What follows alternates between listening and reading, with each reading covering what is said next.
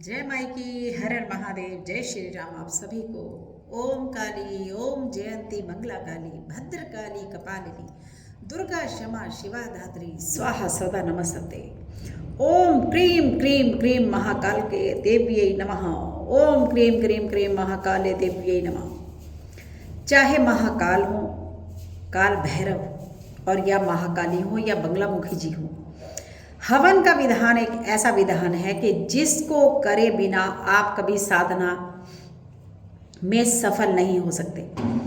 जो लोग बहुत ज़्यादा सालों से, मेरा एक्सपीरियंस ये बताता है कि मैं लोगों से जब बात करती हूँ, हम इस मंत्र को ओम ऐं ह्रीं क्लीं चामुंडाय विचे बहुत समय से कर रहे हैं, लेकिन कोई फ़ायदा नहीं हो रहा है। उल्टा हम और परेशानी में आ गए हैं। हमारे घर में से पैसा ख़त्म हो गया, हमारे घर में से प्यार ख़त्म हो गया, हमारे बहुत सारी समस्याएं खड़ी हो गई।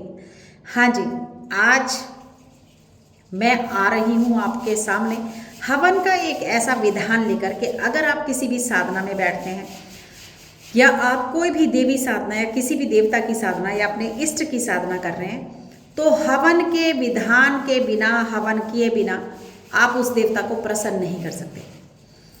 क्योंकि जब भी हम कोई भोग अंगारी पे बना के या उस देवता के नाम का देते हैं, तो वो डायरेक्ट जाके, जब भी आप हवन के थ्रू कोई सामान देंगे, वो उस प्रभु तक, उस भगवान तक, उस देवी तक एकदम से पहुंचेगा।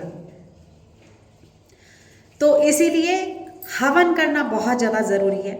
लोग साधना में तो बैठते हैं, अब कई लोग तो इसी वजह से साधनाएं कर रहे हैं कि किसी ने हमारा बुरा कर दिया और हम भी उसको रास्ता बताना चाहते हैं। ऐसा भी हमें मिलता है लोगों से। कुछ लोग ऐसे हैं जो बहुत ज़्यादा परेशान हो गए हैं, जीवन में दुख ही इतने हैं कि उनको लगता है कि अब प्रभु की शरण में जाना ही सही है। और कुछ लोगों को जो है, उनको पाने की जो एक अंदर एक ऐसा है कि नहीं, भगवान को पाना है। कई बच्चियों से भी मेरी ऐसी बात हुई है जो इतनी छोटी उम्र में है, लेकिन उनका इतना अटूट प्रेम है माई के साथ कि समझ नहीं आता। भी एक बिटिया से मेरी बात हुई थी, तो वो माँ कामाख्या देवी जी की साधक थी गुड़िया। तो उसने मुझे बताया कि मैं माँ की साधना कर रही हूँ, लेकिन मेरे साथ ऐसा हो रहा है कि मुझे ऐसा लगता है कि कभी पीरियड्स वाले कपड़े दिखते हैं, कभी ऐसा लगता है कि ब्लीडिंग शुरू हो गई है। मुझे ही अपने आप को वो देखती है इस रूप में। तो मुझे उसने पहले ये नहीं बताया था कि वो किसका मंत्र कर रही है। तो मैं आपको देवताओं का एक्सपीरियंस बता रही हूँ कि हर देव अपने अकॉर्डिंग से आपको, मतलब हर देवता का अपना अपना एक्सपीरियंस है। तो जब मैंने पूछा कि आप कौन सी देवी की साधक हैं या कौन से देवी की पूजा कर रही हैं, तो उन्होंने कहा कि मैं तो कामाख्या देवी जाती हूँ हर साल। तो फिर मैंने कहा बिल्कुल सही भाई, ये कामाख्या देवी ही हैं जो आपको दिख रही हैं, उन्हीं की कृपा है ये जो आप पर बरस रही है। तो बड़े दयालु हैं ये, बड़े कृपालु हैं। कल भी मैंने जो है YouTube पर अपने आप को सारा हवन सामग्री माँ बंगलामुखी जी की बताई थी।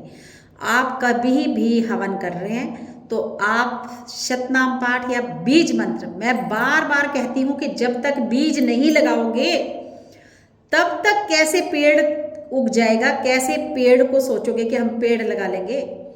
इसलिए बीज मंत्र का 1.25 लाख का जाप करना बहुत ज़्यादा जरूरी है। चाहे वो काली जी का हो, चाहे वो बंगलामुखी जी का हो, चाहे वो कामाख्या देवी का हो या किसी भी आपके इष्ट देवता का हो।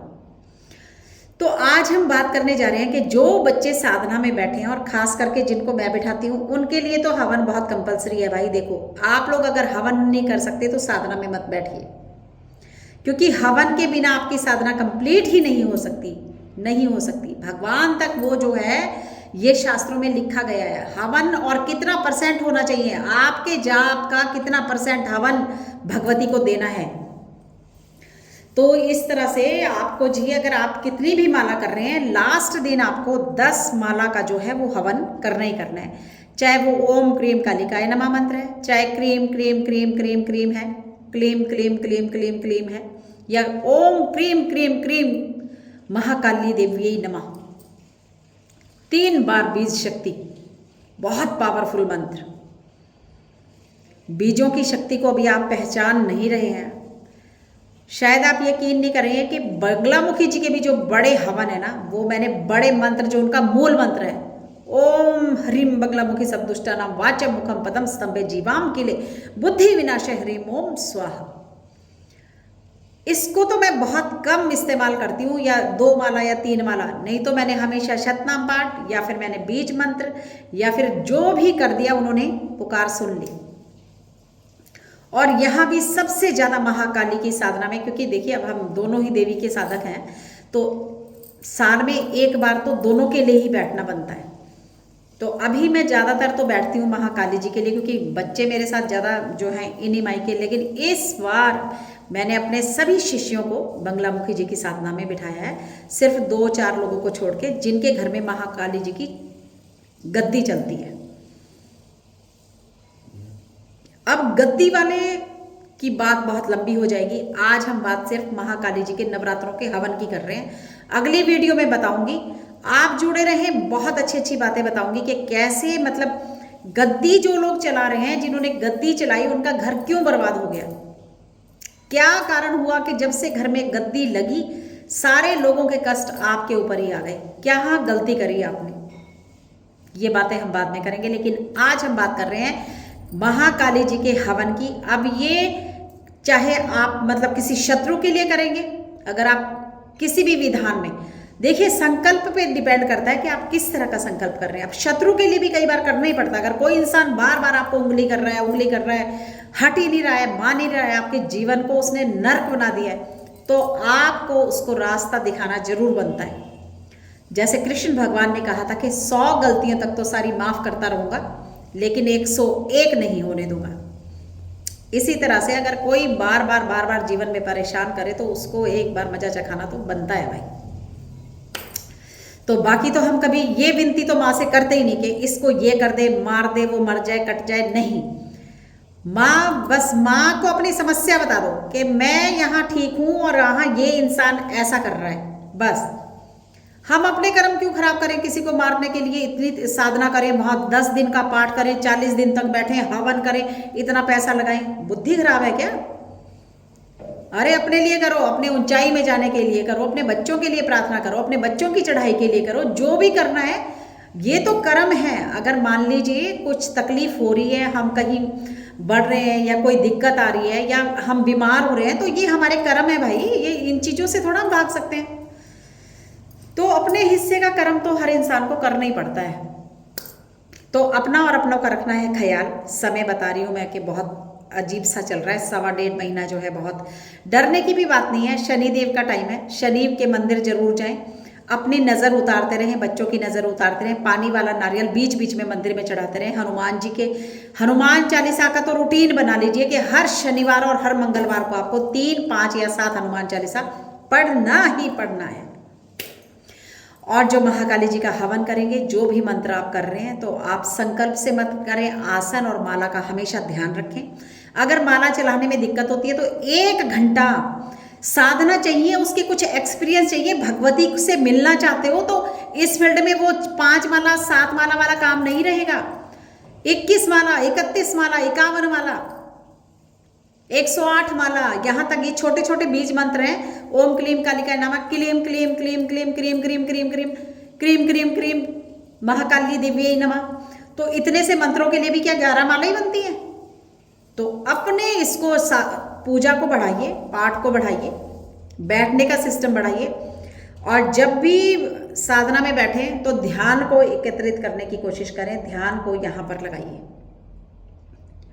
तो इस तरह से अपने इसको धीरे धीरे आप देखेंगे कि अगर भटकता भी है ध्यान तो फिर माई से प्रार्थना करिए। कपूर जलाइए, माई के सामने लौंग लगाइए और कपूर जलाएं। माँ को जितना ज़्यादा लौंग हवन में दोगे, आप यकीन नहीं करेंगे कि मैं अक्सर पूरा लौंग का ही हवन करती हूँ। मेरे पास कुछ नहीं होता ज़्यादा सामान, मेरे पास लौंग ही होता है। आप लौंग से हवन करें अगर कुछ ज़्यादा नहीं कर सकते। लेकिन एक विशेष हवन की सामग्री आज मैं देने जा रही हूँ, जो आपको माँ की प्रसन्नता के लिए, अपनी साधना को पूर्ण करने के लिए जो विधान है जो आपको करना है। आपको आम की लकड़ी चाहिए, इसके लिए देसी घी चाहिए, और आप जो है लौंग, अच्छा मोटा साफ सुथरा लौंग, काली मिर्च के अच्छे दाने काली मिर्च के, और आप अच्छा हवन सामग्री का 1 आधा किलो का, अगर आप अकेले कर रहे हैं 2-3 बंदे घर के बैठ रहे हैं तो ज़्यादा कर लो, नहीं तो आप बढ़िया हवन सामग्री लेके आओ। आधा किलो का या 1 किलो का पैकेट लाइए, अच्छा ब्रांडेड हवन सामग्री का, और उसको देसी घी के साथ उसमें डालिए थोड़ा सा कूट के गुड़ का चूरा, उसमें डालने आपको, जैसे आप अब 1 किलो का सामान बना रहे हैं तो 50-50 ग्राम चीज़ें आप और ले लें, जैसे काली मिर्च ले लें, लौंग ले लें, इसी में छोटी इलायची डाल दें, देसी घी भी 50 ग्राम के लगभग पिघला के आपको इसको मिलाना है।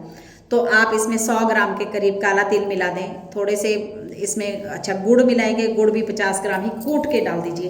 एक जो है आपको फूल, गुलाब के सुंदर सुंदर फूल जो है ना वो आपको सुखाने हैं, सुखा के अभी से ही सुखा लें, ताकि आप 9वीं वाले दिन या 10वीं या 11वीं वाले दिन, जितने भी दिन की आपने साधना उठाई है, अगर सिर्फ नवरात्रि की उठाई है तो ये 9वीं वाले दिन कंजक पूजन से पहले होगा, ये हवन आपको करना है। तो और अगर कंजक पूजन भी आप कर देते हैं, बच्चे चले जाते हैं, आप अपना व्रत नहीं खोलेंगे, आपको ये सारा काम अपना निपटा के हवन करके उसके बाद माँ का शुक्रिया अदा करके, माँ से अपने गुरु की दक्षिणा भेज के तब आपको अपना ये भोजन करना है। तो इसमें काली गुग्गल एक आपको मार्केट में मिलेगी, वो भी आप 50 ग्राम ले लें, कूट लें उसको अच्छे से और इसमें मिलाएं। गुड़ का चूरा हो गया। गुलाब आप सुखा लीजिए, गुलाब की पत्तियों को सुखा लीजिए, अभी ये सूख जाएंगी, ओहो इतनी प्रसन्न होगी माँ। आपको ये सारा सामान मिला देना है देसी घी के साथ। और मैं हमेशा बताती हूँ कि कुछ आहुतियाँ गणेशाय नमः, शिवाय नमः, केशवाय नमः, माधवाय नमः, ब्रह्माय नमः, क्षेत्रपालाय नमः, इस तरह से अपने कुछ जो है पितृ देवताय नमः, कुल देवताय नमः, स्थान देवताय नमः। क्षेत्रपाल स्थान देवता का या ये कुछ इस तरह के हैं जिनका भोग देना, अगर आप अपनी गद्दी को चलाना चाहते हैं, अगर आपने अपने स्थान को चलाना है, अगर आपको अपनी इस सेवा में आगे बढ़ना है, तो क्षेत्रपाल का भोग देना बहुत ज़्यादा आवश्यक है। तो इस सारे सामग्री को मिलाइए और बड़े प्रेम से, आपको आम की लकड़ी का पैकेट भी मार्केट में मिलता है, पाथियाँ मिल जाएंगी जिसको हम गोबर का छोटा, वो आप ऑनलाइन भी आजकल मंगा सकते हैं, और 5 प्रकार की लकड़ी भी मिलती है आपको। ये सामग्री की दुकान पे आपको सब कुछ मिलेगा, सब कुछ लाएं, सारा सामान बनाएं, थोड़ा सा गंगा जल का छींटा मारें, कपूर लगाएं सबसे पहले, और उसके बाद हवन को प्रज्वलित कर दें, जय माता की करते रहें, और अपने आराम से जैसे मैंने बताया ये सारी सामग्री मिलाएं और खूब अच्छे से हवन करें। लास्ट में एक सूखा गोला, जो गोला मैं साधना के टाइम में आपको मंदिर में रखवाती हूँ, उस सूखे गोले को थोड़ा सा ऊपर से काटिए, इसमें पहले नीचे देसी घी भर दीजिए, ऊपर से सामग्री भर दीजिए, और जो आपने ऊपर से गुड़ काटा था उसको भी ढक्कन लगा दीजिए, ऊपर से उसको बंद करिए और मौली से उसको चारों तरफ से लपेट दीजिए। जब आप सारा हवन कर लें, अपनी भूल चूक क्षमा करके कि भगवती मैंने आपके नवरात्रे किए या नहीं किए, मैं आपकी कोई साधना कर रहा हूँ, मैंने आपकी साधना करी, आज मैं इस साधना को विराम देने जा रहा हूँ, आप मुझ पर अपनी कृपा बना के रखें। ये मैं जो आपको तिल फूल आज भेंट करें, आप इसे स्वीकार करें। इसमें सामग्री में, मंत्र में, करने में, पाठ में, जो भी साधना में मुझसे गलती होगी हो माँ, आप उसे क्षमा करें। क्षमा करके बोलते हुए उसी मंत्र को बोलिए, और इसको आपने पूर्णाहुति का ये गोला है, जैसे ओम ऐं ह्रीं क्लीं चामुंडाय विच्चै स्वाहा बोलते हुए, नमस्कार करते हुए आप इसको अग्नि के बीच में डाल दीजिए। अब जो आपने थोड़ा सा घी, देसी घी आपको हमेशा साथ रखना है, और देसी घी की एक धार बनाकर आप इसके ऊपर छोड़ दीजिए। वो धार ऊपर तक आप लेते जाइए हाथ, और उस धार को एक कटोरी में आपको घी भी रखना है, तो जो है छोड़ दीजिए सारा। ये हो गया आपका हवन खत्म।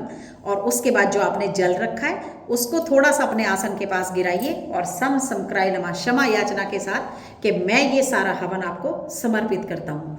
जब तक भक्ति को समर्पित नहीं करोगे, मैंने बार बार बताया, भक्ति इकट्ठा नहीं होगी, आपका बैंक बैलेंस है ये, और साल में 2 बार, 3 बार, 4 बार, 5 बार आपको जरूर साधना में बैठना चाहिए। यही नहीं कि नवरात्रे आए तो 9 दिन बैठ गए, हमने तो सब कुछ किया था जी, लेकिन माता जी ने तो हमारा साथ ही नहीं दिया।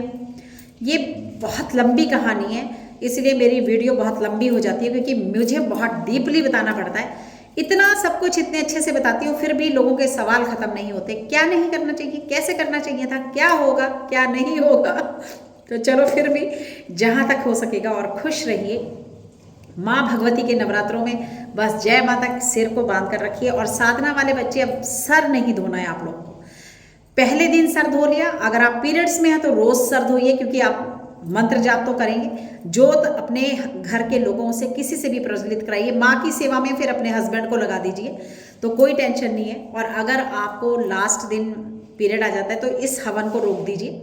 जब आप बिल्कुल ठीक हो जाएं आप कंजक कर दें, आपके घर वाले कर सकते हैं, बच्चे, बीवी, कोई और, माता पिता, किसी से भी करवा लीजिए, सास ससुर, कोई भी सेवा कर सकता है इतने दिन, लेकिन आपको अपना हवन जरूर करना है ठीक होने के बाद।